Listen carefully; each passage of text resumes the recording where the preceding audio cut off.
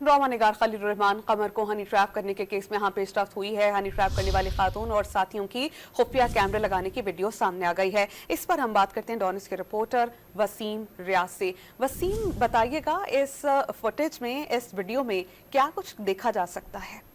देखिए सामने मुख्तलिफ फुटेजेस जो है वो सामने आई है। इसमें जो फुटेज सामने है उसमें देखा जा सकता है कि खलीलुर रहमान कमर को हनी ट्रैप करने से पहले ही तमाम इंतजाम जो है वो मुकम्मल कर लिए गए थे।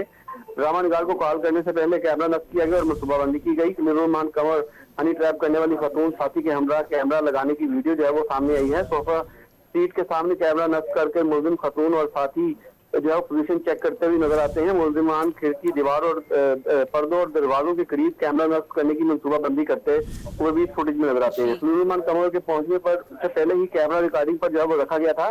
कैमरों की रिकॉर्डिंग ऑन करके खलीलुर रहमान कमर से तमाम तर बातचीत जो है वो होती रही।